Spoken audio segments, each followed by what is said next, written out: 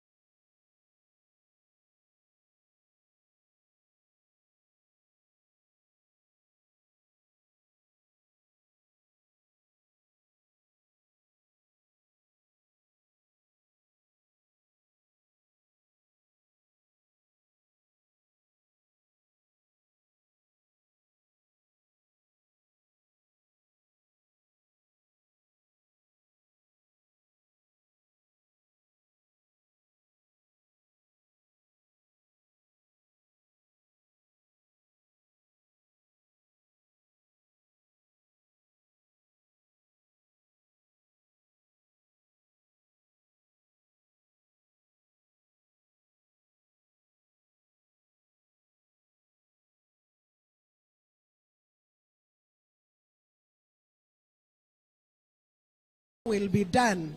Thank you, Joust. And coming next on stage, Your Excellency, is St. Clair's Maragoli from Vihiga County, Western Region, with a special composition, English verse speaking on theme, Championing Road Safety in Kenya, courtesy of AA Kenya. This poem is about road safety. All Kenyan road users need to be aware that their lives are sacred and therefore accidents can be avoided through discipline while using our roads. Welcome, St. Clair's Maragoli. Welcome, Your Excellency. The new sheriff on the road by Lusa Muhajai. Enjoy our presentation. Hello, ladies and gentlemen. As AA Junior Club members, allow us some warnings. Warnings to those turning our roads into death traps, deadly ensnaring traps, killing and destroying property. For there is a new sheriff on the road. Be and energetic young ones, those calling themselves Generation X, Y, Generation Z, whichever generation, going to clubs, drinking nonsensical, trooping shopping malls, buying alcohol, gassing and gargling down their throats like it were pure, harmless water. Then on our roads they swam, like dangerous locusts, driving recklessly, ramming in rumble strips, hitting roadblocks, accidents they cause, swimming in rivers of blood. Is it a demon working from within, possessed by a distracted demon? From today, the sheriff is watching. Yes, from today be warned. A new sheriff is on the roads. I'll go blood test you will test. Your leaking breath must be kept away from our roads. For tired are we of youthful deaths. Deaths caused by careless, drunken, youthful breeds. Memories leading to permanent scars and amputations. To our new sheriff on the road, we implore, please swing into action. Smash all these ISIS. Heavy fines they pay, in cells they stay. Please allow us warn. Allow us warn passengers. Passengers who have refused to exercise their rights on matatus forced, patched together like sausages. Some forced to sit on empty space. Fathers sitting on their daughters. Mothers squeezing their sons for space. All in the name of finding some buzzer. Then the drivers zoom, the conductors gleaming, the vehicles moving at supersonic speed, carrying 24 instead of 11 passengers, and all crash and perish. Dear passengers, to you we speak. Why allow this to happen? Who will save us from ourselves? We warn you.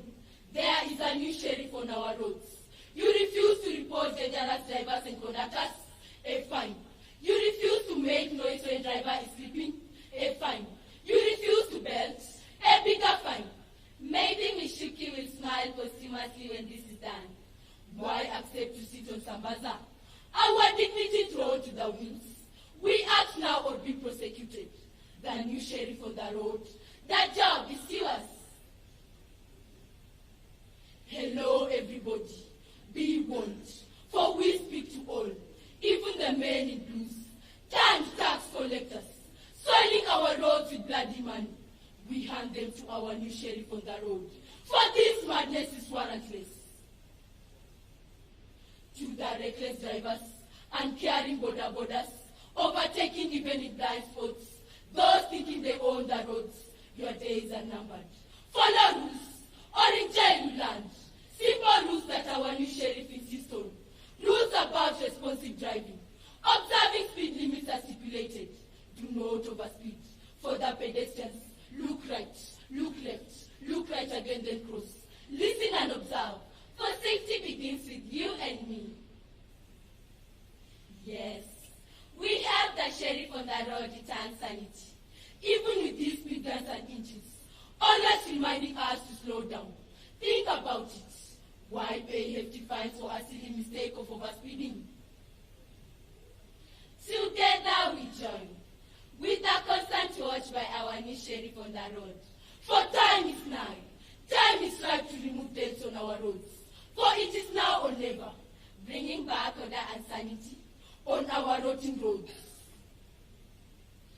Join us, the AA Junior Club members. Together we reclaim orderliness on our roads. By pleasure. Thank you. The new sheriffs in town, St. Clair's Maragoli.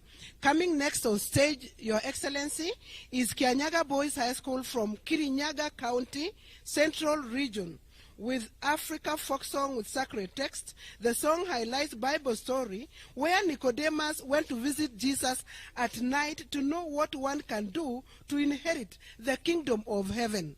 Welcome, Your Excellency. Welcome, Kianyaga Boys.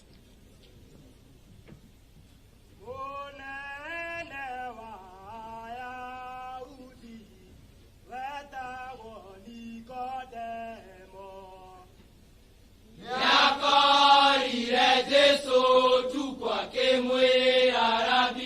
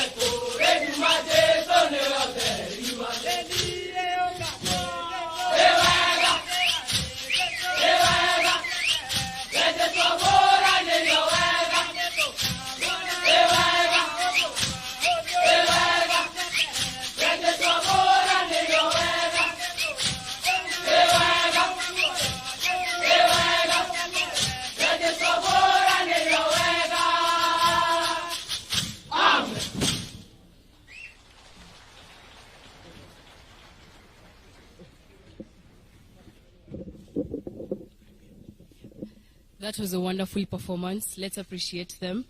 Next on stage, Your Excellency, is Kochogo Girls High School from Kisumu County, Nyanza region. This is a traditional cultural group dance from the Luo community titled Dodo. This is a Luo cultural dance that is performed by married women during merrymaking occasions. It is performed with peacock movements that are slow, graceful, and with pride. Welcome.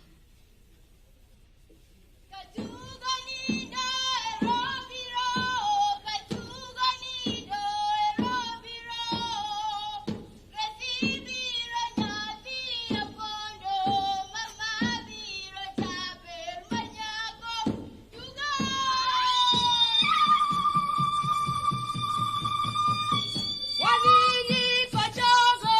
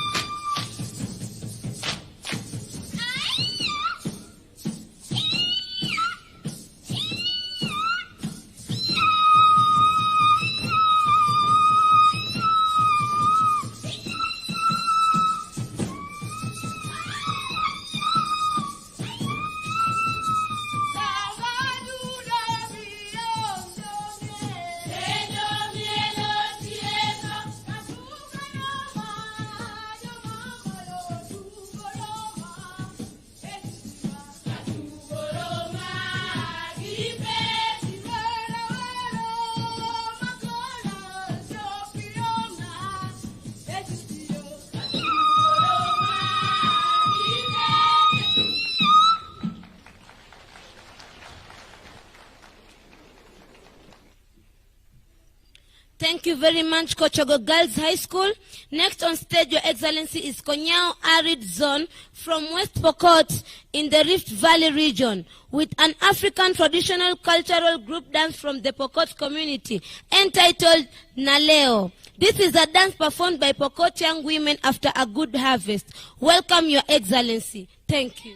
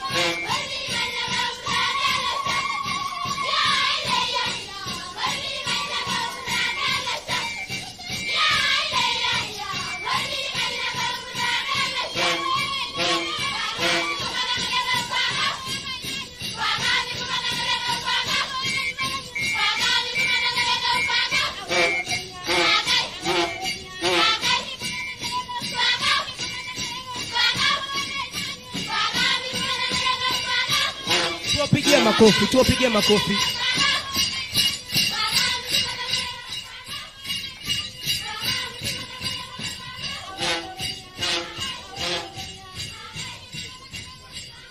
Your Excellency, the next on stage is Ngara Girls High School from Nairobi County in the Nairobi region. They are performing an English chorus speaking original composition entitled Behind the Adjudicator's Table.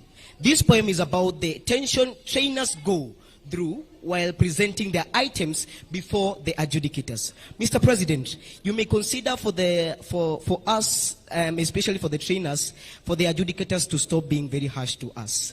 Thank you.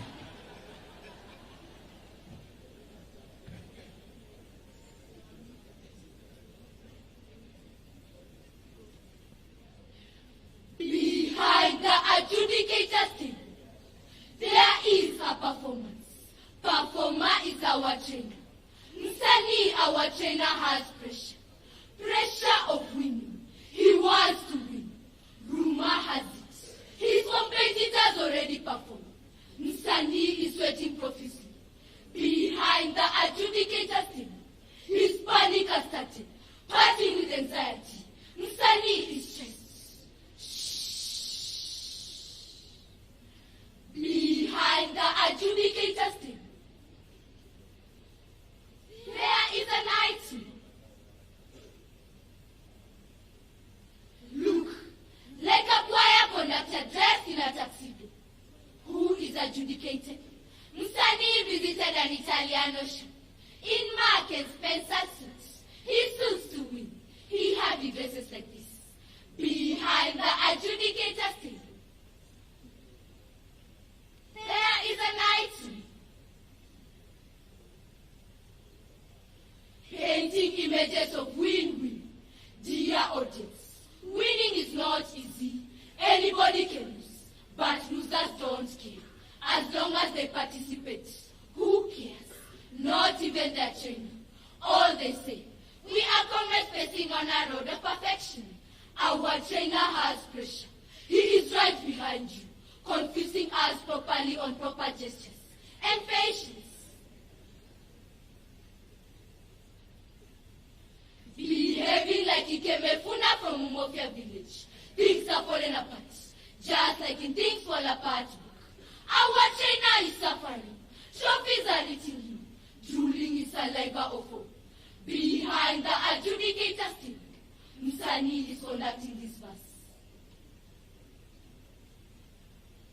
Msanii is the arsenal of this festival. No trophy, no win. He performs and waits for another season. He is behaving like a tector, moving here, moving there, wandering in wonder. Behind the adjudicators team, Msanii is the item.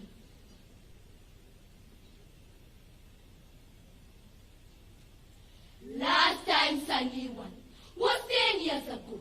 He is used to Butwa.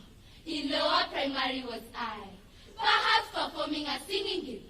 Behind the adjudicators team, Msanii is the item.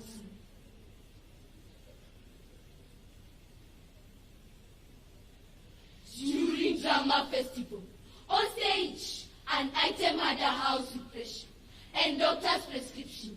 Just take water. Msanii has a bottle of water, quenching thirst after every 2 minutes.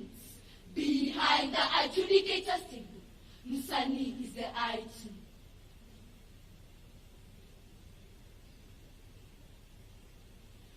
Where is the position of the child? When Msanii thinks about himself, he is eyeing for a promotion, using a child as a billboard to advertise his dream. He is chasing for merits, through merit certificates, gala performance, and stage concert in his tuxedo. Behind the adjudicators table, Msanii is the item.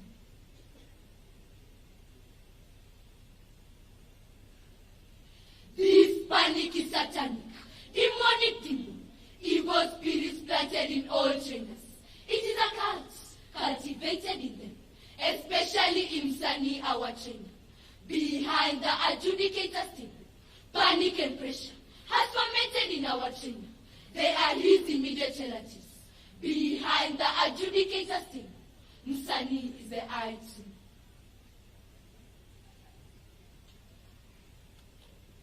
Now, to our trainer Msanii, please calm down. No panic, no pressure. Even the rules say only one item proceeds. No panic, no pressure. The festival belongs to the child. Behind the adjudicators table, the child is adjudicating you. prepare to leave.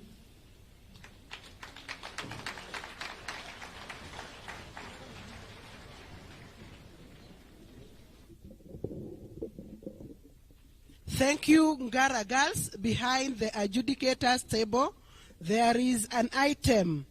Coming next on stage, Your Excellency, is Migori Boys High School from Migori County, Nyanza region, with a folk song from the Luo community, Atise Rosa. This is a song about a young lady who ran away from her matrimonial home due to domestic violence. And now the husband has realized his mistake and wants Rosa to come back home. I hope after this performance, Rosa will come back home. Welcome, Migori Boys. Welcome, Your Excellency.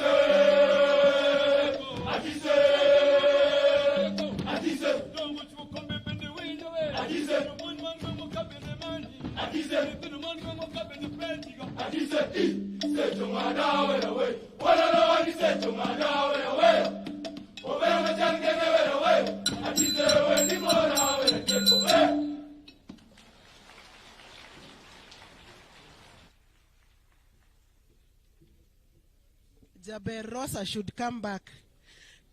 Coming next on stage, Your Excellency, is Sinende Boys High School from Vihiga County, Western Region, performing as Lizopendwa with live instrument accompaniment for secondary school. Sansa ya Papier, a performance of a song originally sung by Madilu System in praise of Luambo Makiadi Franco of TP OK Jazz. Welcome, Your Excellency. Welcome, Senende Boys.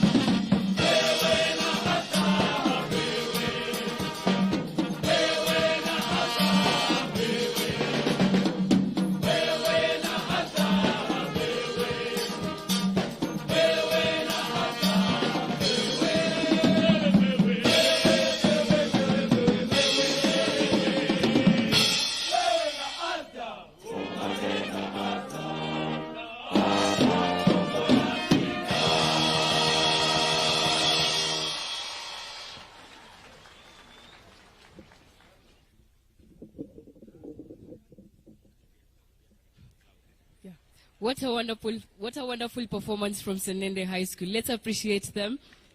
Next on stage, we have Kayatiwi High School from Kwale County, Coast Region, performing a traditional cultural group dance from the Mijikenda community.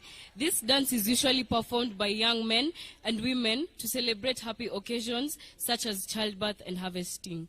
You're welcome, Your Excellency.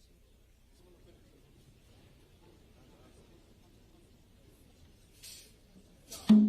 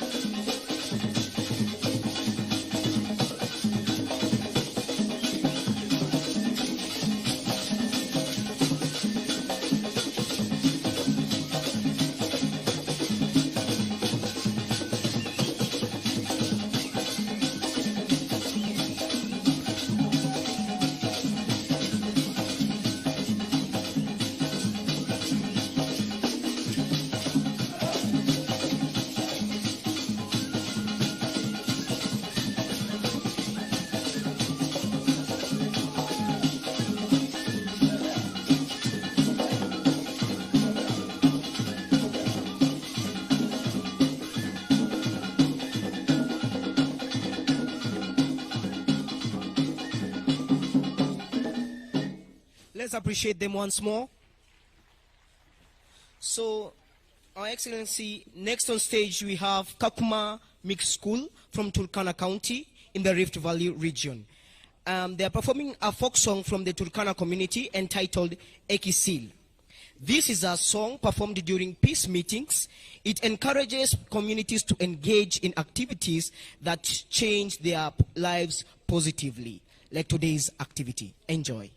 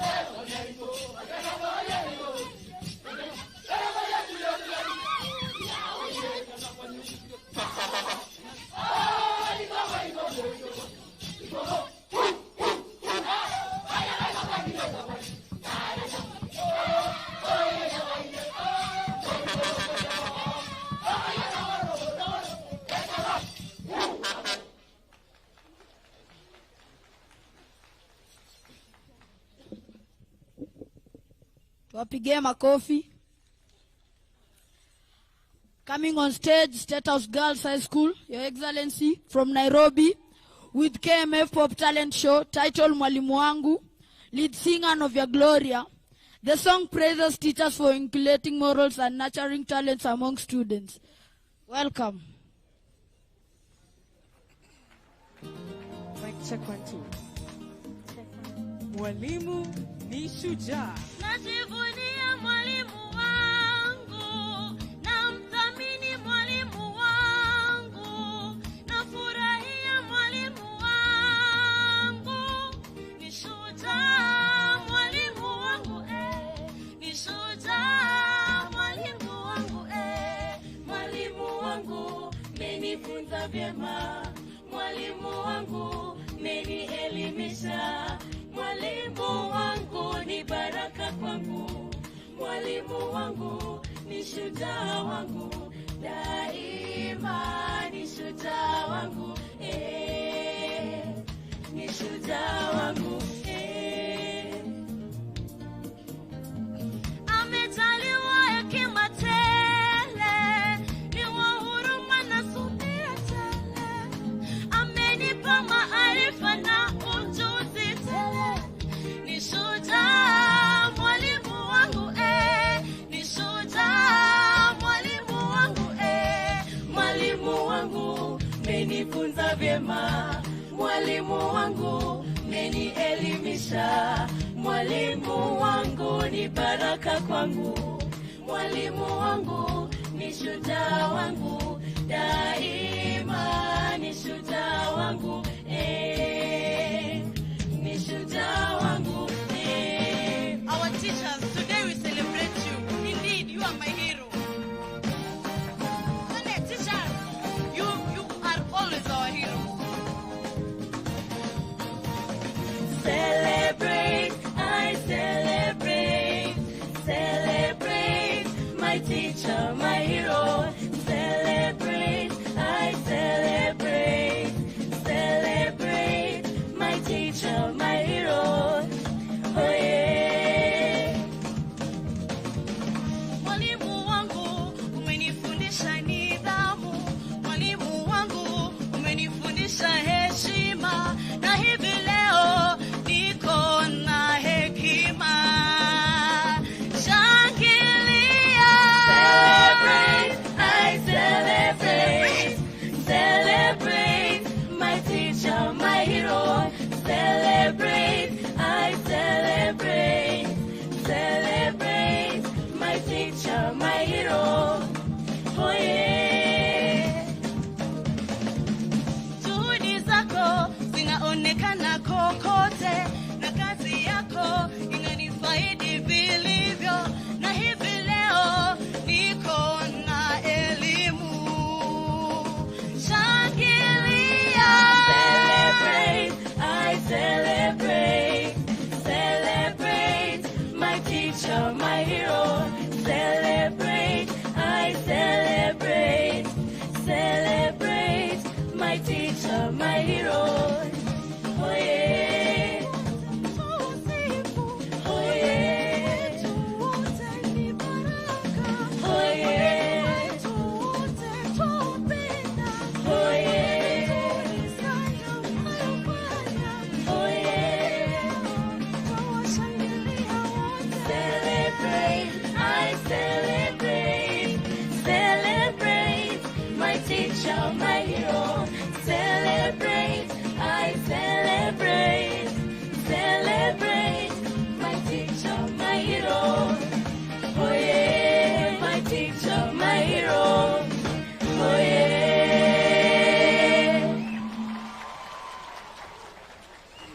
Wow, what a wonderful performance from State House Girls. Your Excellency, at the Kenya Music Festivals, we are now producing great musicians. They will make great musicians after high school. Up next, Your Excellency, we have Ngenya boys from Kiambu County, Central Region, performing adaptation and arrangement of pop tunes and melodies of African gospel music. Title, Kiriro, by Alan Aaron, featuring Daddy Owen. This is a prayer to God. Thank you, Your Excellency.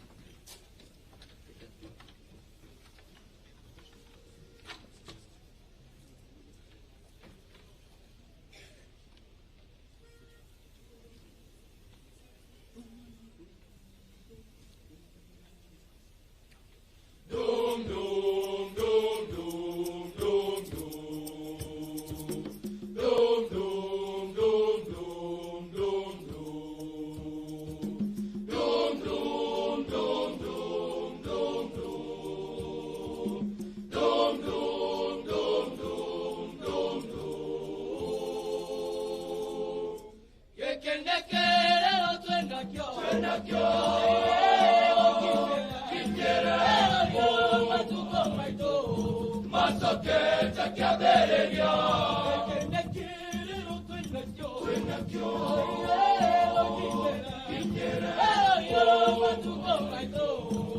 Masoketa Kaberia. Oh Lord, now make me see. I repent and I sing now on melodies. Oh Lord, now hear me cry. No matter what them do and no matter what them try. Oh Lord, see I pray.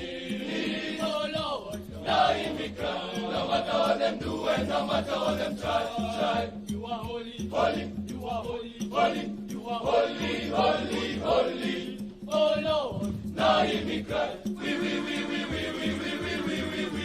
Leke, Twenakyo.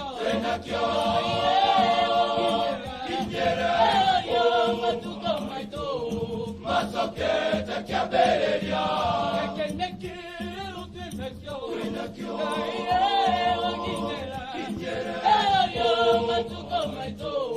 Masoketa Kaberia. Unyo kwa unyo, kanyaga kwa kanyaga, mnasonga mbali na yeye. Hamjali matendo yenu ya mudhi, hamjali Mungu wenu. Mbona kumsahaona maishani mwenyu upendo uliokuwa wa kwanza? Na kiapo mlichokula nyinyi, maovu yenu, mawazo yenu, Na wasihi mgeuze sasa. na wasi kwa Mungu Baba. Ekeneke leo Twenakyo.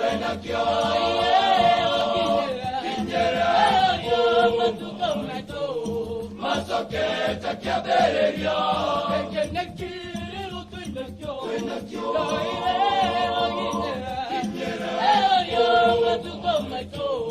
Masoketa Kaberia. Masoketa Kaberia. Masoketa Kaberia. Masoketa Kaberia. Masoketa Kaberia. Masoketa Kaberia. Masoketa Kaberia. Masoketa Kaberia. Masoketa Kaberia. Moderuta no emoira. Amarira nere. Itoroya nirebe. Erebo de merire. Moderuta no emoira. Amarira nere. Itoroya nirebe. Erebo de merire. Masoketa Kaberia. Beria.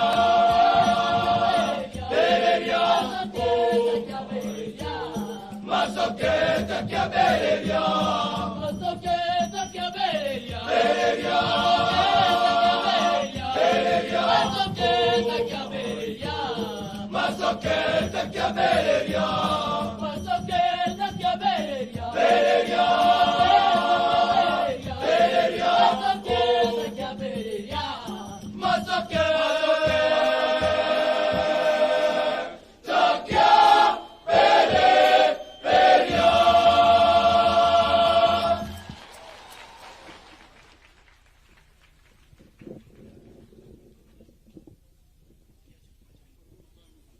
Thank you. Let's clap for them once again. That was a wonderful performance. Coming next on stage, Your Excellency, is Kenyatta University from Nairobi Region, Nairobi County, with an adaptation and arrangement of secular pop tunes and melodies, Zinazo Vuma.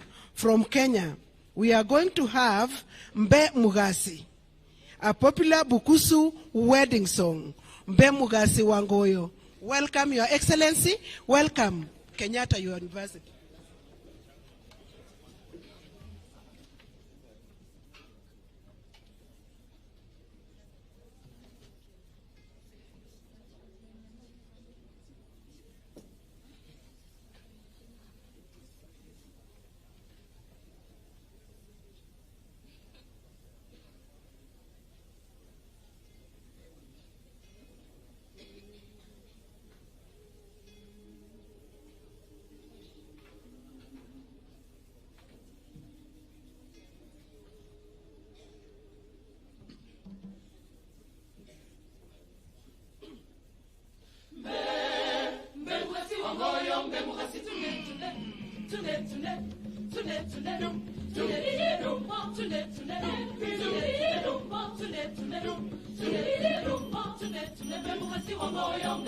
Usime wange we kumoyo,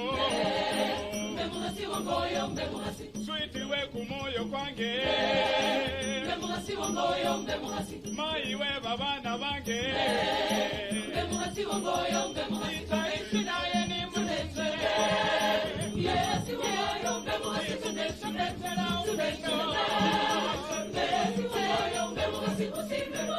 kumoyo kwange, itaishi naye ni mwenze,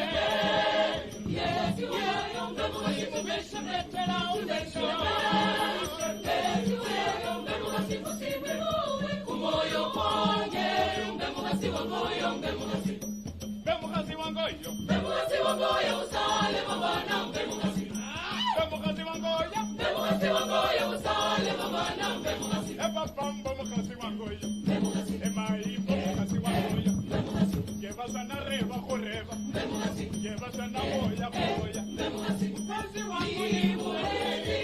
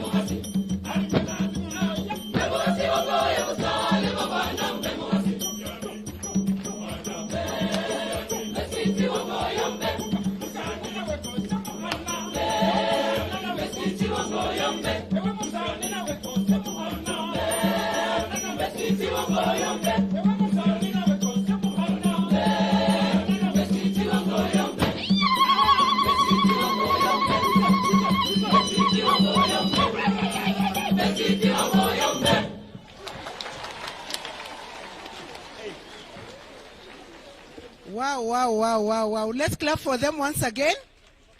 Kenyatta University with Mbemugasi. Thank you, Kenyatta University. Coming next on stage, Your Excellency, is Olulunga Boys High School from Narok County, Rift Valley region, with a traditional cultural group dance from the Maasai community.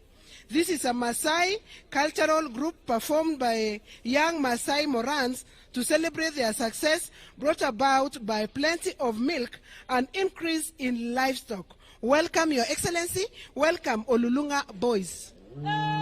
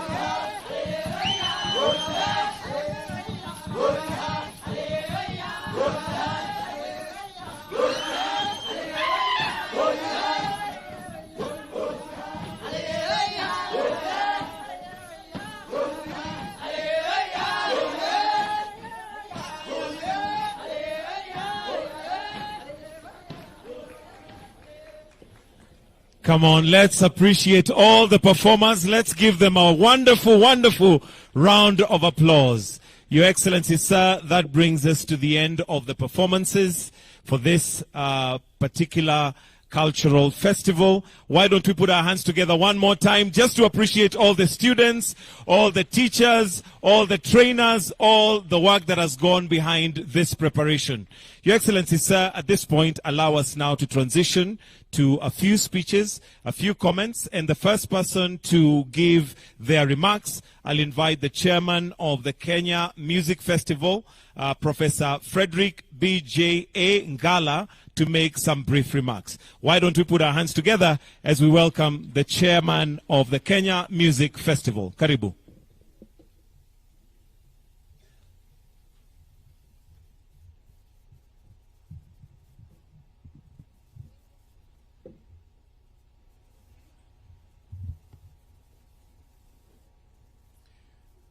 Your Excellency, the President and Commander-in-Chief of the Kenya Defense Forces and the patron of Kenya Music Festival, Dr. William Ruto. Your Excellency, the First Lady of the Republic of Kenya, Mama Rachel Ruto. Your Excellency, the Deputy President, Honorable Rigathi Gachagua. Your Excellency, the spouse of the Deputy President, Pastor Dr. Dorcas Rigathi, the Cabinet Secretary, the Governor, other Cabinet Secretaries here, allow me to ride on the protocols already established, Your Excellency, sir. Your Excellency, the President, between 3rd and 14th of August 2024, our children mounted serious stage performance in dance, elocution, and music. The standard of music festival during this year was recorded as an all-time high. The festival theme, Your Excellency, was talent development for growth of the creative economy. This theme is in line with the bottom-up economic transformation agenda that considers creative industries a significant contributor to the national gross domestic product. This theme is also aligned, Your Excellency, sir, to the competency-based education that considers music festival as a platform for displaying talent, which is further aligned to the sports, science, and creative arts pathway enshrined in the basic education curriculum framework. Your Excellency, sir, to do this, we worked together with the National Executive Committee. Allow me, Your Excellency, to request them just rise. The National Executive Committee. Please appreciate that. Thank you. Together with the National Executive Committee, we had a total of about 50 adjudicators in all the areas of music, dance, and elocution. May I also request the adjudicators to rise from wherever they are.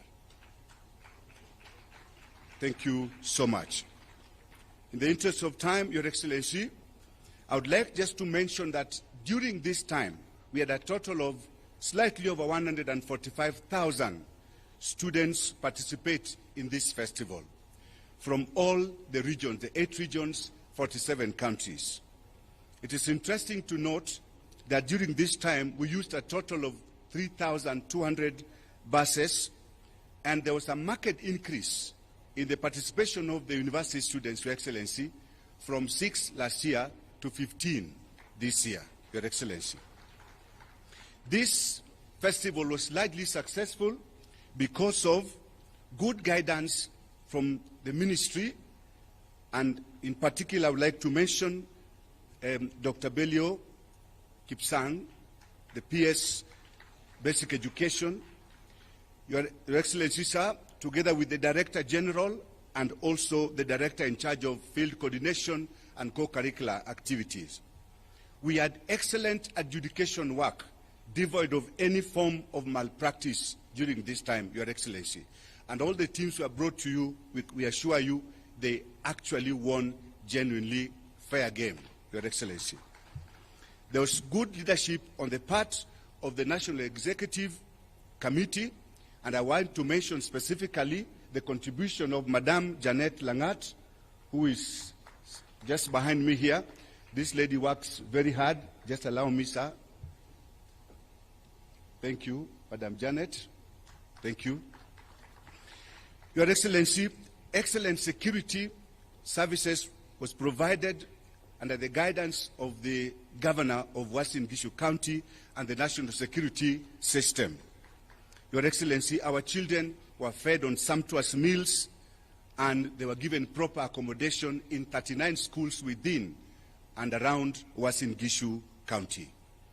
Allow me, very briefly, Your Excellency, to articulate just a few things to do with the vision of the current National Executive Committee.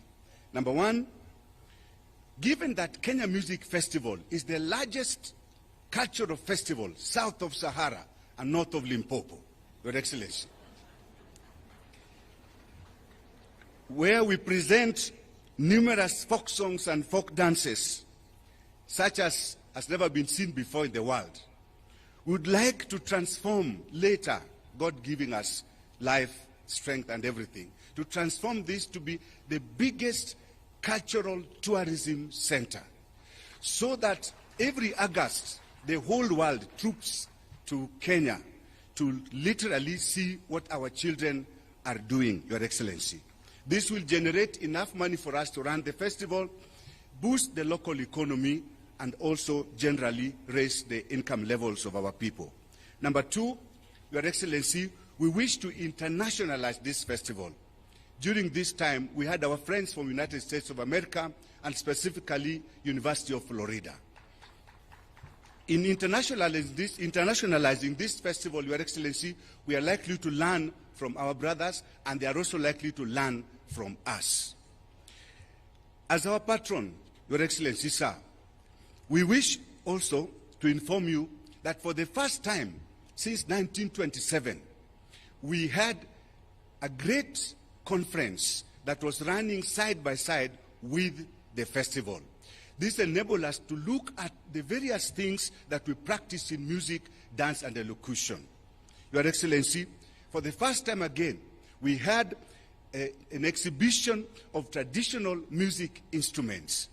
And our learners from all parts of the country, all the way from Garissa, Mandera, to this other side, to Lokichogo, everywhere, were able to learn about and even see practically the specific music instruments that they only learn or see in the textbooks. Your Excellency, this time round, we are continuing with the monetization of works of artistic expression. This directive came from you and was given to Kenya Music Festival and Kenya Institute of Curriculum Development. This process is going, Your Excellency, and we are glad that KICD is working with us to ensure that we monetize this. This will assist us, Your Excellency, to contribute towards the growth of the creative economy. A few more, Your Excellency. The proportion of music that is presented in this Kenya Music Festival, I'm talking specifically about African music, has been retained at an all-time high. Sir, we are saying that we are moving away, slowly by slowly, from emphasizing on Western music. We are trying to emphasize on African music, because then it is this African music that we can monetize, Your Excellency. This time round, Your Excellency, there were very many students who participated, students with special needs. You saw some of them here, Your Excellency. And we are encouraging this in the name of practicing and implementing the policy of inclusive education. Allow me, sir, as I wind up, to note that we had very, very important partners who assisted us to manage and run the festival effectively. First and foremost, the Sports, Arts and Social Development Fund, and I believe they are here with us. Your Excellency, sir, the Equity Group that also contributed quite a bit for the first time in this festival, and they have pledged further support for the festival. the Kenya Institute of Curriculum Development, and I note that the CEO is also with us, Your Excellency, and they supported us mightily, together with others, like the German Embassy and others, Your Excellency. This festival is good for the child. The child benefits every day. They learn from each other. We learn from teachers. We learn from adjudicators. Your Excellency, I want to pass gratitude to the PS who is in charge of this whole area, the Director General, the Director in charge of this, the Governor himself, and very important to us, His Excellency, the President of the Republic of Kenya, who is the patron of this festival. This I would like to mention because, sincerely, he is with us. He has found time to be with us today. He is supporting us. He is an astute leader, an excellent leader, promoter of arts. Your Excellency, sisi tunasema shukrani sana. I thank you most profusely, finally, for advising and leading us well. Like today, you have patiently listened to us. May God himself bless you abundantly. Thank you, sir.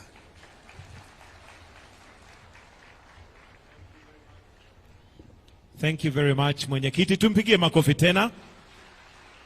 Na kwa ruhusa yako, Mheshimiwa Rais, sasa naomba nimkaribishe Waziri wa Elimu, Mr. Julius Migo Ogamba, patiane hotuba yake, alafu akimaliza amwalike naibu wa rais. Tumpigie makofi tafadhali akija. Karibu sana.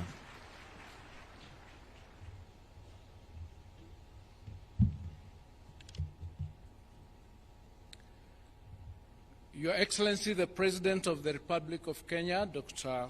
William Ruto, Your Excellency, the Deputy President, Honorable Rigathi Gachagua, Your Excellency, the First Lady, Mama Rachel Ruto, Your Excellency, the Second Lady, Pastor Dorcas Rigathi, the Governor, Honorable Jonathan B., the Chairman of this music festival, senior government officials, teachers here present, honorable members of Parliament, distinguished ladies and gentlemen.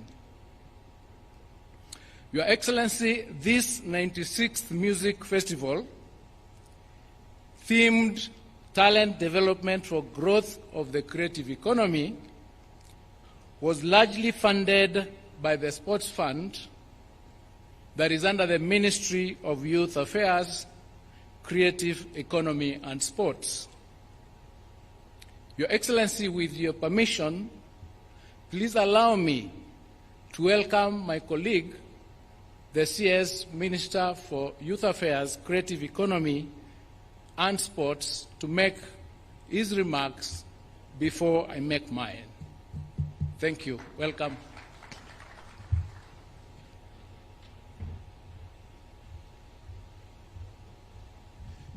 Your Excellency, President William Ruto, Your Excellency, the First Lady, Your Excellency, the Deputy President, Your Excellency, Mama Dorcas, distinguished guests, ladies and gentlemen, good afternoon. This afternoon, we are very privileged to be here as the Ministry of Youth, Creative Economy and Sports, being an integral partner of this very important music festival. Your Excellency, the theme of this festival goes together with our pursuit for creative economy, organizing creative economy for purpose of monetization and what we promise the people of Kenya for Pesa Mfukoni. Your Excellency, what we saw here makes me extremely happy and takes me back, my memories back to my high school days when I participated in such an event. And Your Excellency, it really imprints in your mind and it develops young people. It's not just developing them for music, but the leadership that we have, the fact that we get opportunities to be elected, the confidence to address the public, and to be able to speak your thoughts and mind comes from nurturing young people the way this process has done to grow them to be responsible citizens. And allow me, Your Excellency, to say when I see Mr. Ngala, Professor Ngala, now he's a professor, I don't see his professorship. I just see the music, and all the time he has been a great inspiration to many of us from the days we were in the university up to now. Your Excellency, the Ministry of Sports was able to support this program in an hefty manner, Your Excellency, to a tune of 150 million shillings to make this process successful. And this is only possible because you gave a directive immediately you came to office that the sports fund must be used to support sports and creative arts, Your Excellency, to make sure that it is confined to the sector that is going to grow our young people and help them to grow their talents. Your Excellency, let me use this time to repeat and reiterate what I said yesterday. This sector has great opportunity for private sector. It shouldn't be that government should be the only partner that puts resources to this sector. Our dream is to reach a stage where it is the private sector that takes the lead in terms of supporting and financing this sector. Because herein is opportunity for proper branding, for talent identification, Your Excellency, and an opportunity for the private sector to also brand themselves and make money through investing in this sector. We also hope, Your Excellency, that we can grow the music recording studios in our country to reach a stage where when we have these events, they should be here to be able to take note of the talents and sign them, Mr. President, as early as possible to make sure that the talents are developed and grown to reach a level that we require. To do so, under the Talanta Hela program, Your Excellency, for monetization of talent, according to our bottom-up economic transformation agenda, we have a plan in the ministry, Your Excellency, to roll out a program called Who is Next? That program, Your Excellency, seeks to identify talent from the grassroots, and we will do it across the country to make sure that we identify talents in music, dance, comedy, poetry, fashion, modeling, and give them a platform to help them, about 3 million youth, Your Excellency, that are going to grow in this sector. In the Department of Youth, we have a program that we work together with our development partners, especially the World Bank, with the support of the World Bank, Your Excellency, known as the National Youth Opportunities towards Advancement, Your Excellency, called Nyota program, whose objective is to reach out to young people to make sure that we support them with resources that they can monetize their talent. We will be rolling out this program in every ward, in the 1,450 wards across the country, and we will make sure that we support talent. And we want to request the youth of Kenya to now organize themselves in a manner that we can be able to finance and support these talents. Your Excellency, we are also organizing this sector by making sure that we have a proper legal framework. And that legal framework includes, Your Excellency, the Creative Economy Bill and Creative Economy Policy. Finally, Your Excellency, the Youth Enterprise Development Fund has also set aside already resources, loans that are going to be advanced to young people at, Your Excellency, reasonable rates to make sure that they support monetization of their talent. We request that those who have been charged with the responsibility, especially collective management organizations that are managing resources that are collected from our creative industry, especially the music sector, that, Your Excellency, they must be prudent in terms of transferring the resources to the musicians themselves. In the past, we've realized that resources up to 70–80% is retained as overheads, as payments to these organizations for administration, and then very little resources, and sometimes none, go back to the musicians that are the ones who have created this sector. Your Excellency, we are going to organize this sector. We put them on notice. I'm very happy with what is already being done by the Department of Arts in the Ministry of Gender. And Your Excellency, we are going to collaborate together to make sure that this sector is organized for purpose of monetization of talent. As this is my first week in this ministry, I'm extremely excited, Your Excellency, to be working with young people, the people I love, the people I like to mentor. As a former university teacher, I am extremely excited when I see young people in this space doing what they do here, and I can't wait to interact with them more to make sure that we mentor them to be the right citizens who are actually going to grow with their country instead of, Mr. President, kuanguka na their inchi. Thank you, Mr. President. Asante sana.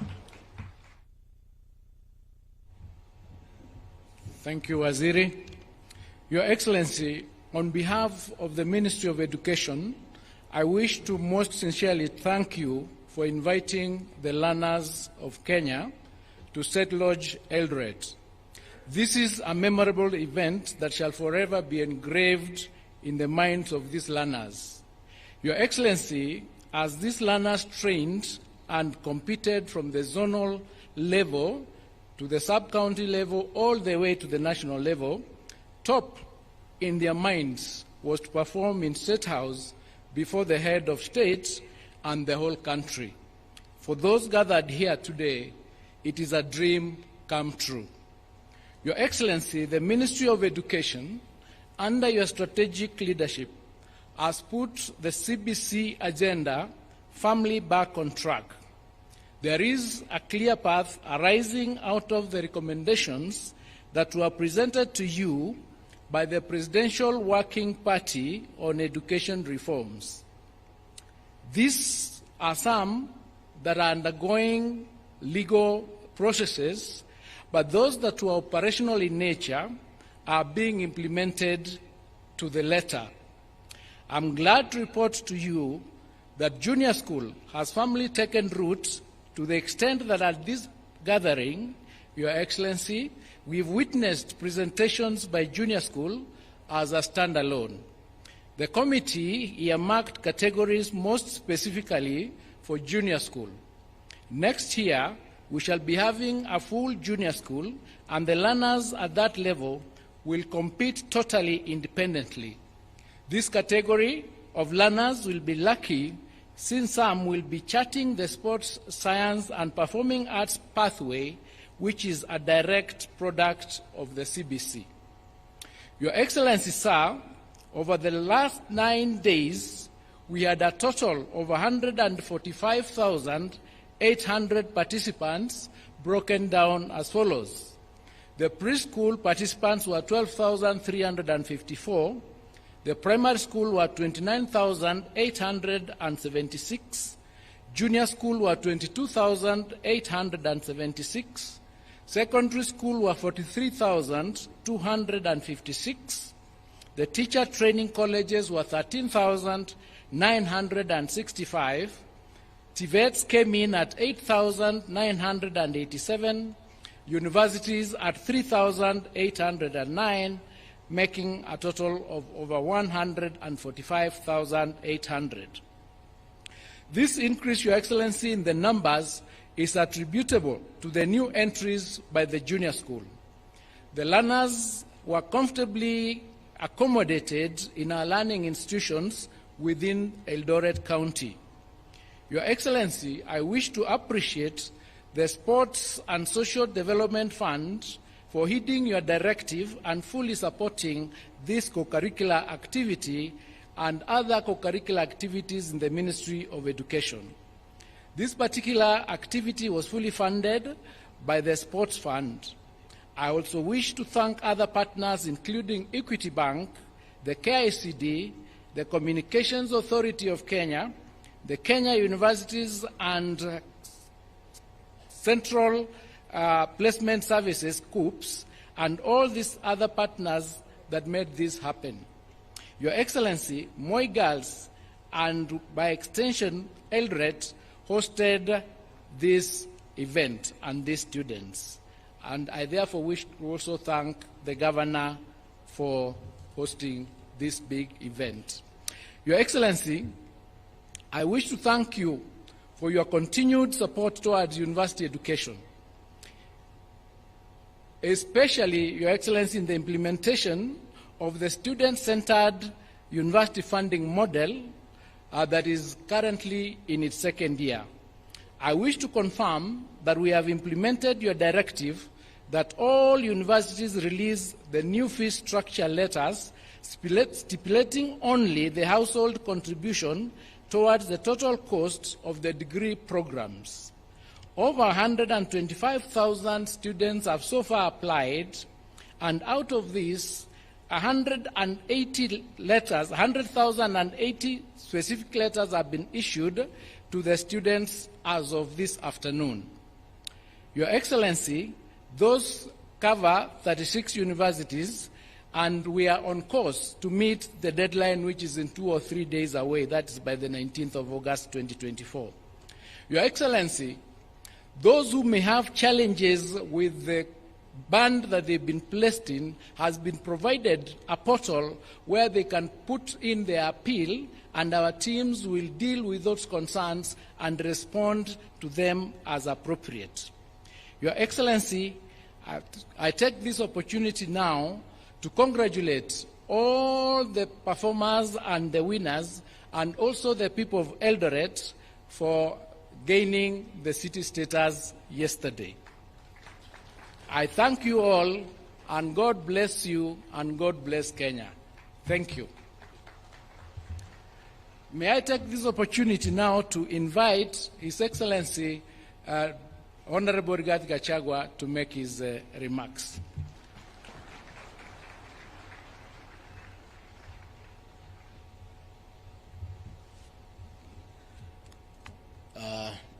Your Excellency, Dr. William Ruto, President of the Republic of Kenya and Commander-in-Chief of our Defense Forces, Your Excellency, the First Lady, Mama Rachel Ruto, the Cabinet Secretary is present, Principal Secretary is present, the Governor of Uasin Gishu County, Jonathan B., the Senator of this great county, Senator Mandago, Members of Parliament, organizers of this Winner State Concert, an entire music festival, adjudicators, composers, script writers,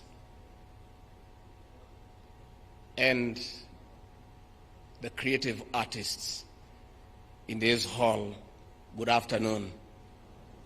God is good, and all the time. Nisalimieni kwa hewa. Bwana Yesu asifiwe. Your Excellency, before I say one or two things, then I invite you to address this concert. Let me take this opportunity first to acknowledge the leaders present here, because it's important that the participants know that the leadership of this country is here to witness the performances that have been exhibited here. Of course, we have the CS for Education, Julius Ogamba, mpigie makofi. CS Kipchumba Murkomen for Youth, Sports and Creative Economy. The CS for the National Treasury and Economic Planning, John Buddy. We have, of course, the Governor of this great county, Jonathan B., a.k.a. Kotumoja. We have a Senator for this great county, Jackson Mandago. I've also seen the Secretary General of Kotu, Francis Atwoli. I saw him smiling when the Senator boys were performing on Zilizopendwa. His love for Ligala music is the worst kept secret in this country. I think Mzee, you really enjoy it. We have PS's present, the PS for Immigration, Julius Bitok, Pigieni Makofi, the PS for Sports, Peter Tom, pigieni makofi. The CS for TVET, Esther Moria, pigieni makofi. The PS for Education, Belio Kipsang, pigieni makofi. The PS for the National Treasury, Chris Kipto, pigieni makofi. The PS for Higher Education, Beatrice Nyangala, pigieni makofi. The PS for Tourism, John Olutua, pigieni makofi. The PS for ICT, Engineer John Tanui, pigieni makofi. And the PS for Culture, Arts and Heritage, Umi Bashil, pigieni makofi. Your Excellency, we also have in attendance members of Parliament, the Honorable Julius Meli, the MP for Tinderet, pigieni makofi. The Honorable Farah Malim, the MP for Dadaab, pigieni makofi. The MP for Dagoretti South, John Kiarie, pigieni makofi. The MP for Lemuru, Engineer John Kirago, pigieni makofi. Nominated Member of Parliament, Joseph Wainaina, pigieni makofi. The MP for Garsen, the Honorable Ali Wario, pigieni makofi. The MP for Sirisia, the Honorable John Weluke, pigieni makofi. The MP, the Women Rep for Baringo, Florence Jematia, pigieni makofi. The MP for Lugari, Nambwera Nabi, pigieni makofi. The MP for Aldai, Marianne Ketani, pigieni makofi. The MP for the Mheshimiwa Oboka Milemba, pigieni makofi. And the one and the only engineer in Parliament, the Honorable Oscar Sudi, the MP for Kapsaret. Your Excellency, I'm very happy to accompany here to this winners concert. And we want to thank you for always creating time to sample the best in our creative space. Your Excellency, the performances that have been exhibited here this morning, from where I sit as somebody who has been in the creative arts space for a long time, were very high standard. And I really sympathize with the girls who had a piece here complaining about behind the adjudicator's desk. It was a great piece, but there is nothing we can do. The adjudicators are the IBC of the creative art space. All you have to do is just improve on your performance, because there will be winners, there will be losers, but at the end of it all, the performances are of very high quality. Your Excellency, what the young people have exhibited here today pricks the conscience of the nation. Our young people are able to talk to us in a very strong manner. And I reflect back, there was a debate in the 80s about creative arts.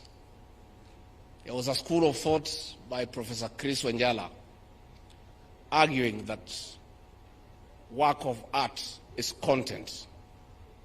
And another school of thought by Professor Henry Dangasi arguing that work of art is form. The argument was, according to those who agreed that the work of art is content, is that it is a story. Work of art is a story. The other group was arguing, is really not a story, is how you tell the story. So as I sat here today, that debate is still there. Is it the story or how you tell the story? Which is which? Is it the story or how you tell the story? I belong to that school of thought. That is how you tell the story. The story is good and is always there, but how do you tell it? When 10-week boarding presented a core of us here in Kipsigis language that I don't understand, but from the body language, from the visual expression, I could see the anger and the indignation those girls had about the danger of illicit brews in our country. But that story is always there. But they told it in a different manner.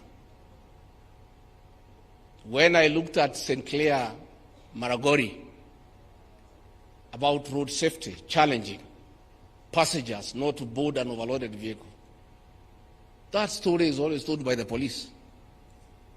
But the girls have told it differently. So let us invest in how we tell the story. Your Excellency, when you saw in your cabinet, you did admit that our administration has had a challenge in how we communicate our achievements. We've done a lot. We've got good stories. Sometimes we don't tell the story, and when we tell those stories, we don't tell them well. Let us invest on how to tell the story. The university financing model is a masterpiece. It's such an intervention in our education system on how we finance it. But that story has not been told, and where it has been told, it has not been told well. Let us tell that story appropriately so that the beneficiaries can know that we have got a good financing model. So, Your Excellency, I want to say I'm very happy. Last year, we were with you in Nakuru. When I went home, after seeing the performances, I was very calm and slept very well. And my wife asked what had happened that I slept so well. I told her I was in a beautiful state concert, and she said, next year, I want to come with you so that I can also sleep well, so I asked her to come along today. And of course, I was very happy to see Kenyaga Boys, where I was for 6 years, and I was in the creative space, learning how to tell a story and tell it well. So I want to say congratulations to the performers. Continue telling the story, continue impacting on society through the creative space. And I want to thank Kipchumba Murkomen, the way you have explained. Let us invest more in our young people so that they can help us instill values in our society. They can help us communicate difficult messages in a light manner, in a manner that is not only educative, but also entertaining. With those very many remarks, I want to request all of you to stand up and help me by clapping and ululating and kushangilia to welcome the President of the Republic of Kenya, Dr. William Ruto, to come and tell his story and tell it well. Mr. President.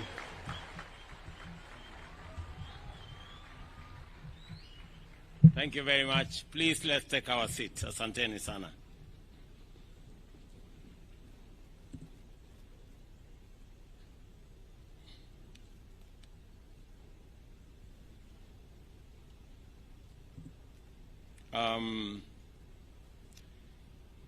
Your Excellencies, honorable members, distinguished artists, good afternoon. I'm Jambo. Let me take this opportunity, first and foremost, to welcome all of us, those from far and wide, to Eldoret, the newest city in Kenya. As you're all aware, Eldoret became the 5th city in Kenya yesterday. And this celebration today, this Winners State Concert, is taking place at a moment and at a time when Eldoret has just become a city. Yesterday, I also had the occasion to receive our great ambassadors, our sportsmen and women who had participated in the Olympics in Paris. And we were very, very proud of their performance. They did exceptionally well. I still want to ask all of us to give them a round of applause. Today, we have seen the champions of our music in the creative industry space. To all of you who participated, those of you who have won, let me congratulate you on my own behalf and on many friends and the people of Kenya for making us proud with your performance. And I take this opportunity to welcome all of you to this very special state concert, hosted, as I have said, in Kenya's 5th city, the city of Eldoret, commonly known as the City of Champions. It is truly fitting that as we celebrate the conferring of city status on Eldoret, this new city also plays host to the National Music Festival. This great occasion is a testament to the limitless potential and talent that resides in our nation, Kenya, the natural land of champions. I have been informed that it is the very first time this event is being hosted in Eldoret. Congratulations, Uasin Gishu County, for all the work you have done together with the leadership of this event to host this occasion. I am also aware that it is the very first time that a state concert is being hosted here in State Lodge, Eldoret. Again, let me welcome all of you here. Please forgive me for the situation outside here. It's not very tidy because this place is not used to hosting big events like this. Next time, I will make sure that I improve on my hosting. I need to do some work around this compound to make sure that when I have guests like you, you have ample and adequate space to come to.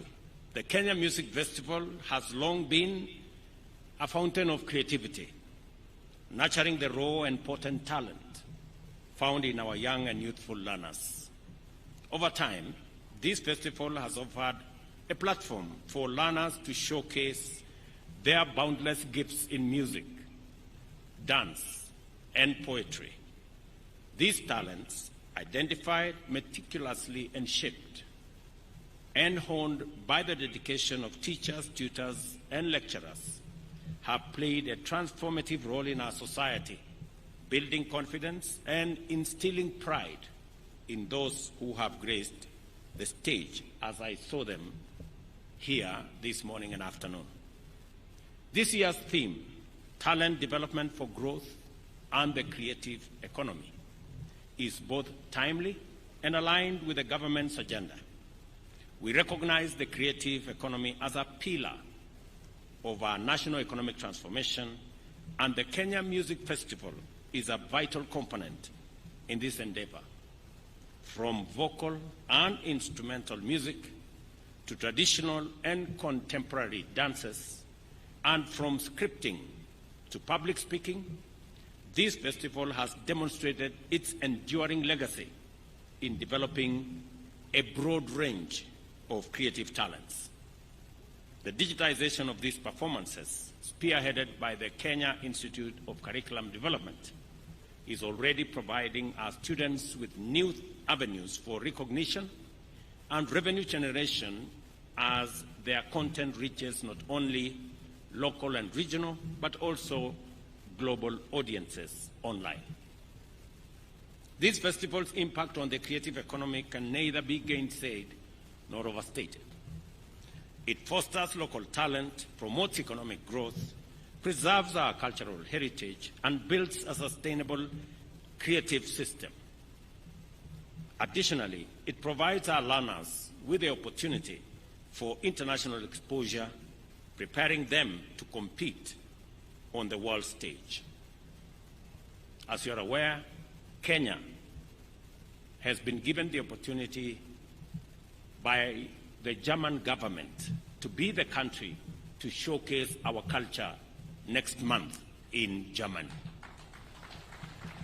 And among the participants that will participate in that event in Bonn in Germany will come from this festival.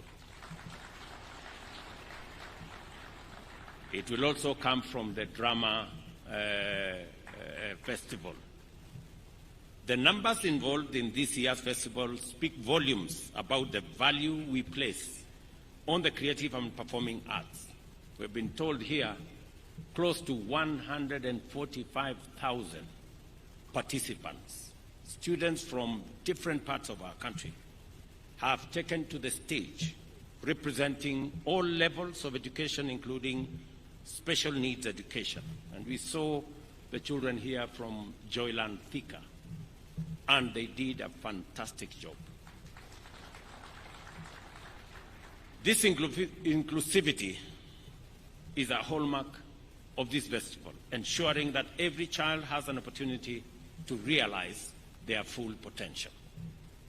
To further support the aspirations outlined in this year's theme, the festival has introduced categories that directly link participants to the performing art industry.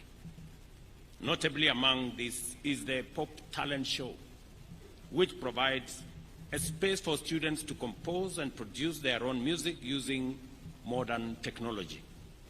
With this and the experience around it, our students are positioned to become composers, performers, and recording artists, attributing and contributing to Kenya's vibrant music industry. The festival also plays a crucial role in preserving our cultural heritage through the performance of traditional dances.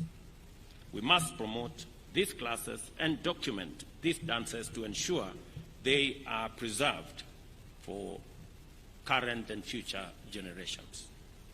This year, we witnessed the first national conference in music held alongside the competitions, as was ably explained by Professor Ngala. We must position Kenya as a cultural and music tourism hub, both at the county and national level. I also extend a warm welcome to guest teams from other countries who joined us this year, and I hope to see more international participation in the future. The success of this festival would not be possible without the support of our partners.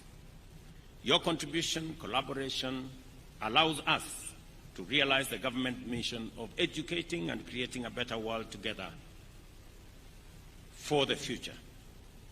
On the financing of Kenya Music Festival activities, I urge the leadership to propose sustainable measures and form stronger partnerships with the private sector.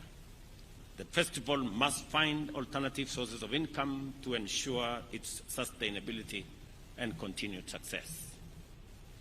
I have heard what both ministers have said about this, about the plans they have on how to make this sustainable, how to bring on board the private sector, how to expand the sponsors, how to create opportunities for advertising, for talent identification, for the whole space around the creative economy. And I am looking forward to an ecosystem that is going to fund itself as we go into the future. And we will be deliberate on making sure that that becomes the case. Ladies and gentlemen, the creative arts, music, dance, and elocution are not only sources of immense national pride, but also of gainful employment. These industries support jobs in sound engineering, event management, costume design, and more. The government of Kenya has made several initiatives to support these sectors, including strengthening copyright laws to protect artists' intellectual property and ensure they receive their fair compensation for their work. I'm very happy that the Minister for Youth and Creative Economy has said that more money will be going to the artists and less to the agencies. It is my position and direction that 80% of those resources should go to the artists. At the moment, as less as 20% gets to the artists. Royalties is not money for running offices. It is not money for paying for fuel for cars. It is not money for paying salaries. Royalty is money for artists. And it must be the case. So going forward, the copyright space, the whole creative industry management must now focus on ensuring that 80% of the money raised as royalties in this sector get to the artists. Those are my instructions, Waziri. You know what to do from there. We are also working with county governments to establish and maintain cultural centers and performance venues, providing artists with the facilities they need to thrive. This is another space that I will want us to work together around to see that we build the necessary infrastructure to support the creative and art space. The performance we have witnessed here today are a testament to the dedication and hard work of our teachers, trainers, and students. The education and entertainment value of this production is immense, and I have been thoroughly impressed by what I have seen. As we conclude, I wish to commend Uasin Gishu for being a hospitable host and for the support provided by the county government and security agencies to make sure that this event, a huge event of 140,000 people in this city, is not a mean feat. Congratulations. For the teams proceeding to the international stage, I have a message for you. Like I reminded our triumphant athletes who have just returned from the Olympics in Paris, you are both our best and the world's finest. There is nothing, and I repeat, there is nothing that is beyond you. So go ahead and make your country proud. Please, by all means, shine.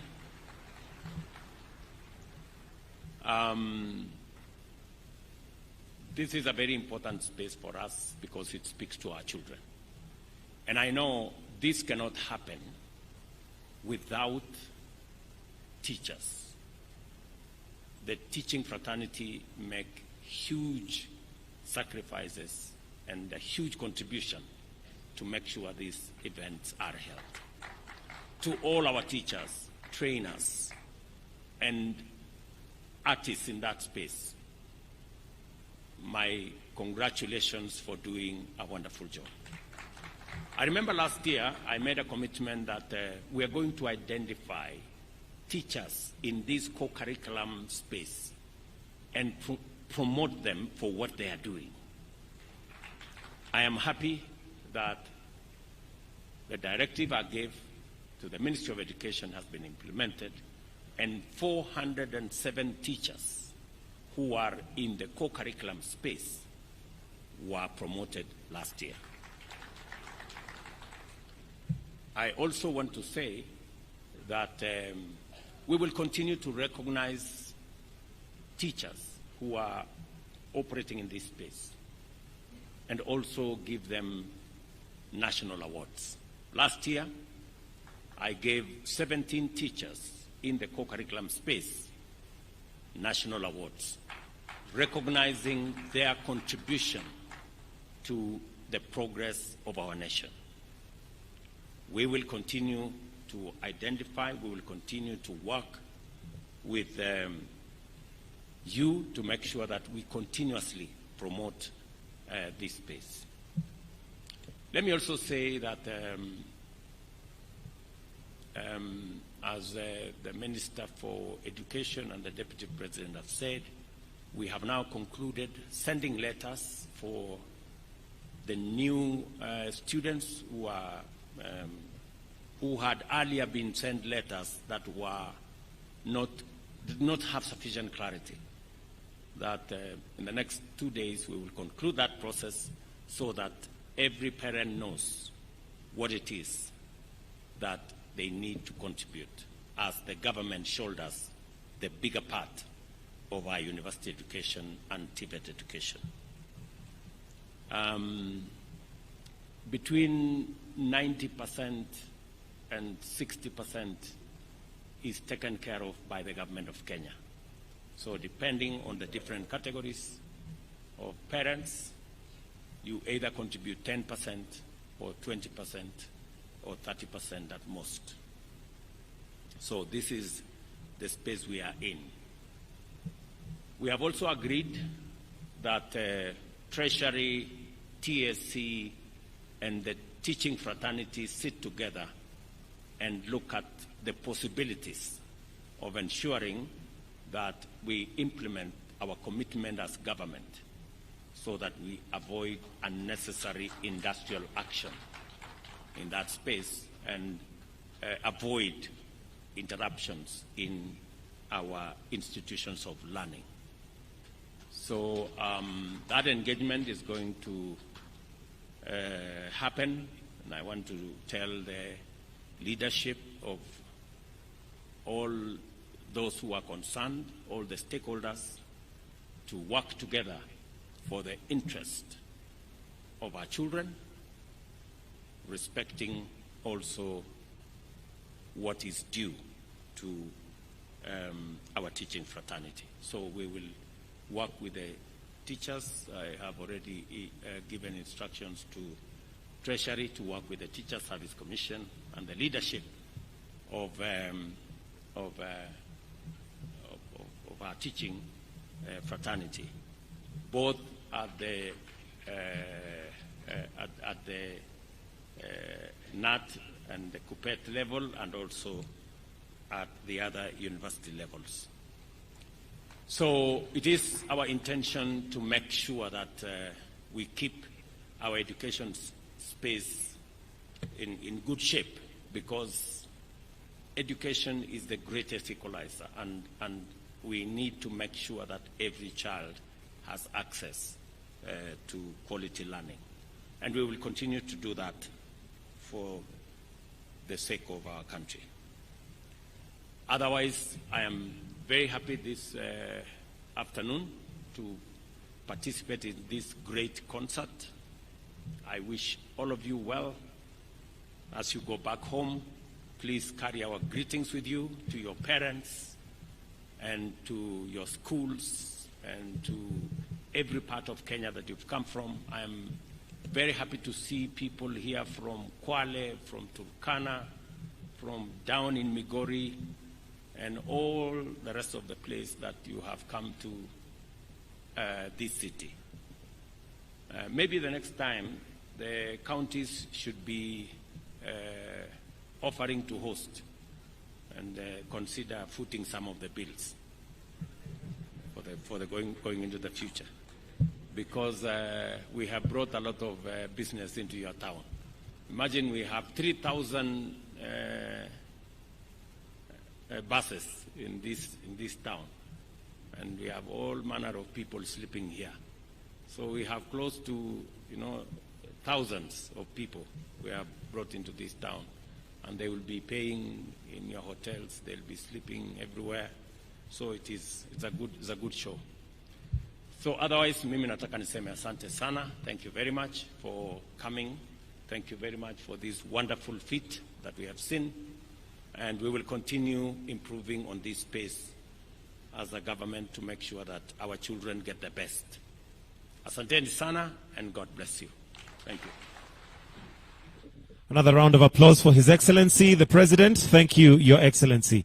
Your Excellency, I'll request that we take our seats. Let's take our seats kindly as we now transition to the award ceremony. We have 13 awards that are going to be given to the best performing pieces, and I will call them out as we go along. Allow me at this point, Your Excellency, to also ask His Excellency, the Deputy President, the Chair, and the two CSs present to join you to flank as we now give out these awards. Also, the children will have a photo session with His Excellency the President, so I'll request that we proceed backstage in the order in which your performances were done. So students who are still in the crowd, kindly, immediately after the awards, we proceed to backstage. We proceed right now. We'll do the pictures after the awards in the order in which the awards were given. So the first award to be given is KCD Trophy, Best Early Childhood Development Education Center,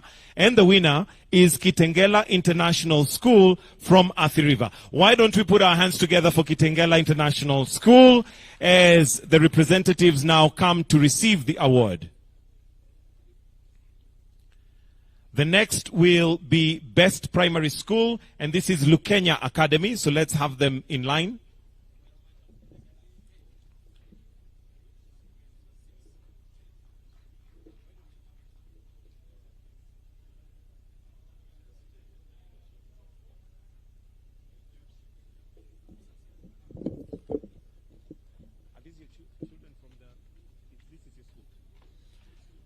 That is Kitengela International School from Athi River. Tuwapigie makofi tena. Let's have on standby Lukenya Academy is next, followed by Moi Forces Academy. So let's have them all lined up.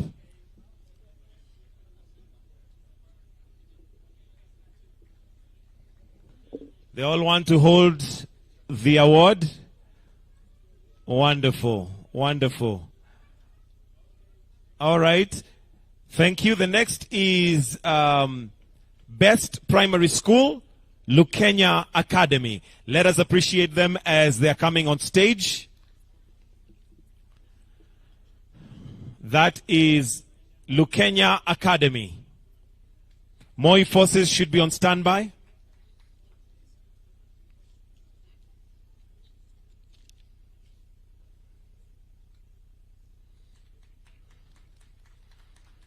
Let's also have Sirisia Special School on standby. Coming up on stage now is Moi Forces Academy, and their award is Best Junior Secondary School. Makofi ya Moi Forces Academy. Followed by Sirisia Special School.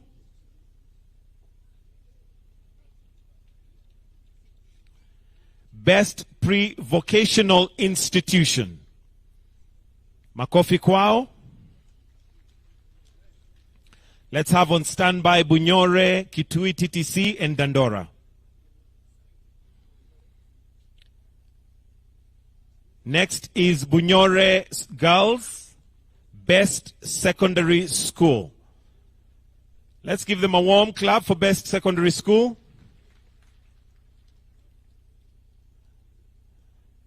Next is Kitui TTC, Best Teachers Training College. This is a SEPUT sponsored trophy.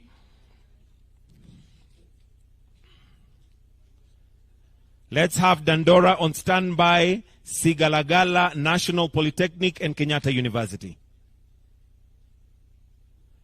Next is Dandora Green Light VTC, Best Vocational Training Center with Uraia Trophy.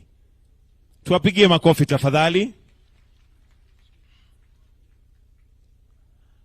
Next we have Sigalagala National Polytechnic, Best National Polytechnic, Technical and Vocational Colleges. A Brook Trophy. And the next is Kenyatta University with Best University, KUCCP Trophy. A reminder, students, please, all performing students, let's go backstage so that we are prepared for the photo session immediately after this.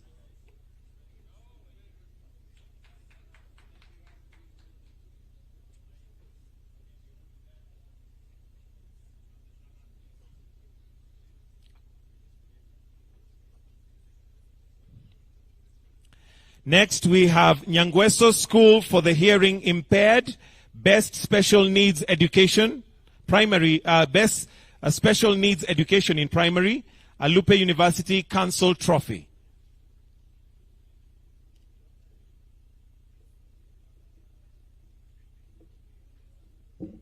Next, we have Moranga School for the Hearing Impaired, Best Special Needs Education, Secondary School, an Anti-Counterfeit Authority-sponsored trophy.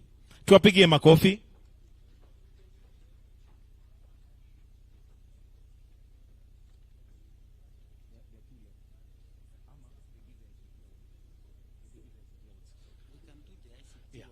No, what we'll do the trophies, but let First Lady and Pastor Dorcas do that. Next, we have Nairobi County. Best County, that's Teacher Service Commission Trophy. Tuwapigie makofi.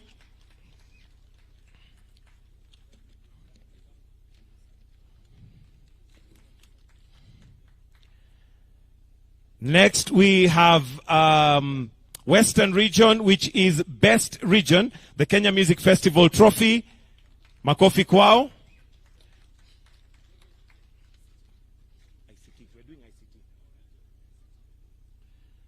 With your permission, Your Excellency, there was a Huawei ICT competition 2024 that attracted 160,000 students from 82 countries. Today, we have the winning team, and with your permission, Your Excellency, may I request the First Lady and Pastor Dorcas to present these gifts kindly. So, Your Excellency, if you may retreat, but we welcome Her Excellency, the First Lady and Pastor Dorcas to present these awards. There was a Huawei ICT competition in 2024 that attracted 160,000 students from 82 countries across the world.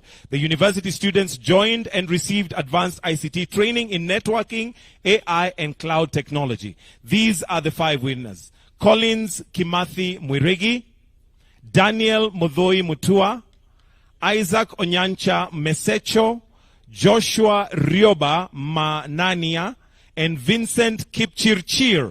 Makofi kwao tafadhali as we celebrate winners. These were winners in the ICT sector, and we know that His Excellency the President is very keen on ICT and what we call the Jitume Labs. They would go a long way in developing ICT and the cloud technology together with networking. Fantastic. After they have been braced their awards, we'll request that Your Excellency the First Lady and the spouse to the Deputy President to join them for a photo moment. If we may capture that.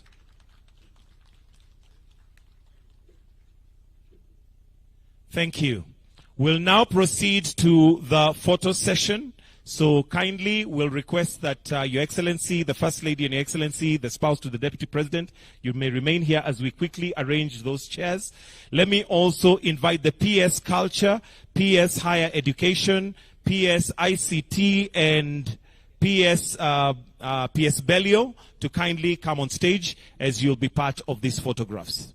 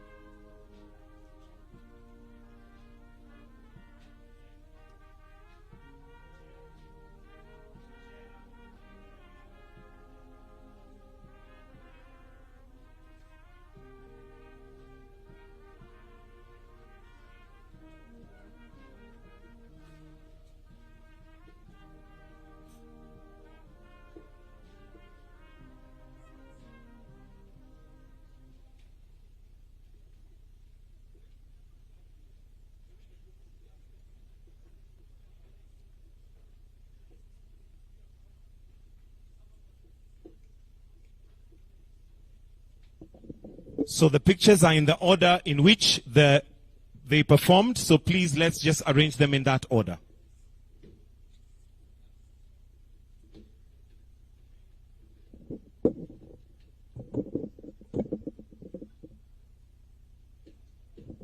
Exit to the left. Let's have the next lot coming in.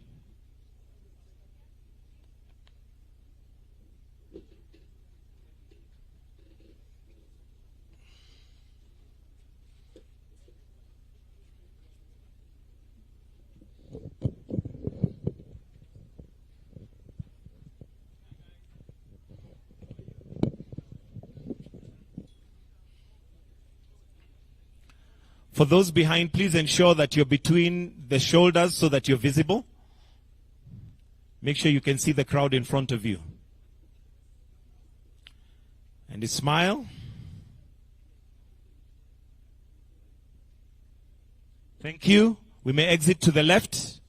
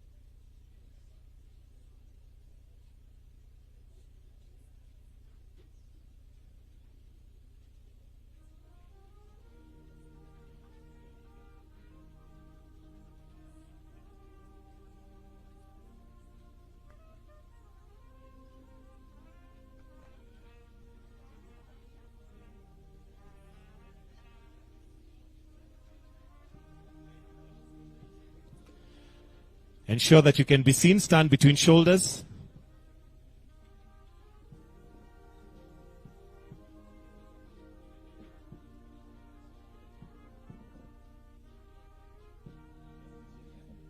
Thank you. We may exit to the left.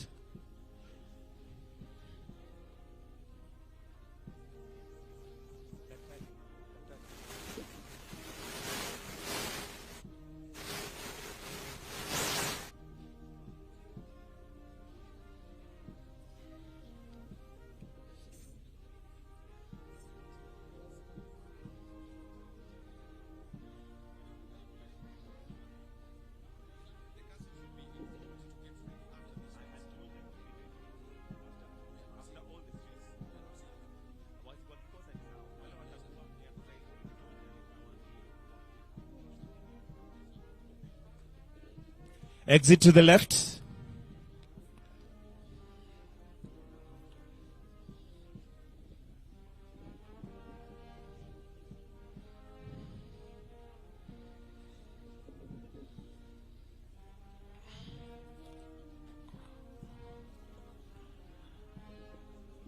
The taller ones to stand behind and make sure you're in between shoulders.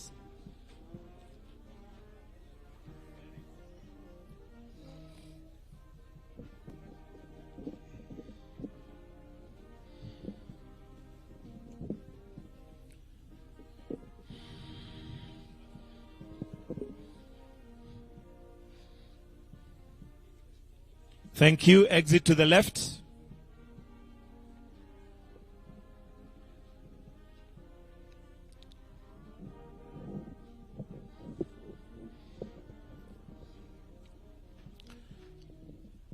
The taller ones to stand behind, but stand behind in between shoulders so that you're visible.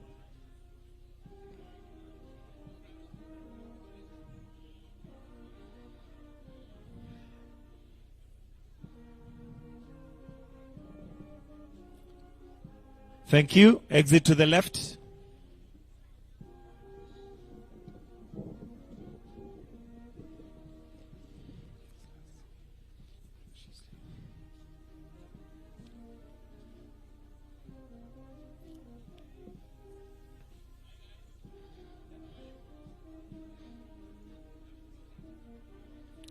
The taller ones to the back. Then make sure you're in between shoulders if you're at the back so that you're visible. We need to see your face.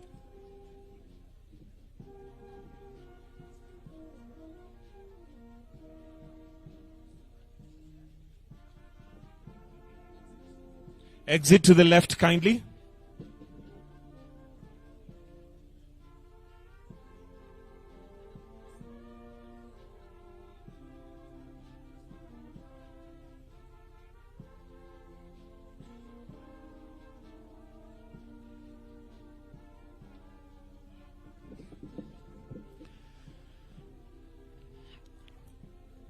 Find a way to display the flowery, that's it. But don't cover your face, don't cover your face. There you go.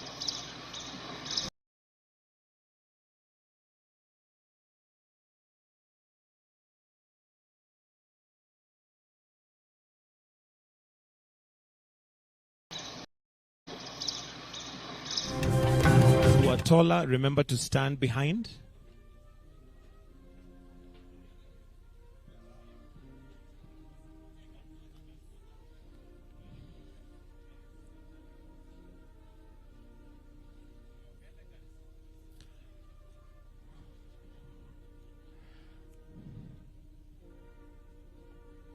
Thank you. Exit to the left.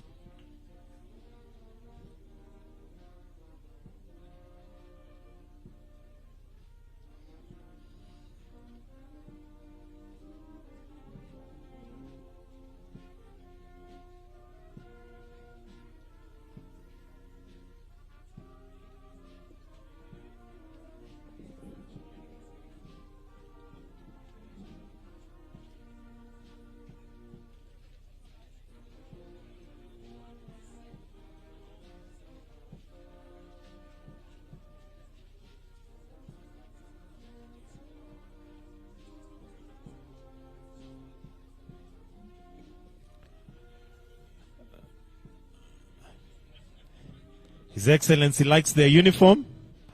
Let's exit to the left, please. We may exit kindly. Let's exit kindly.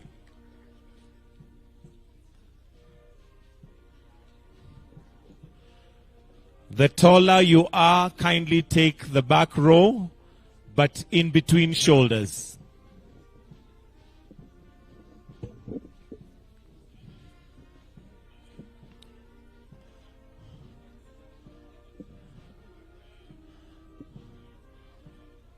All right, let's look forward and in 3, 2, 1.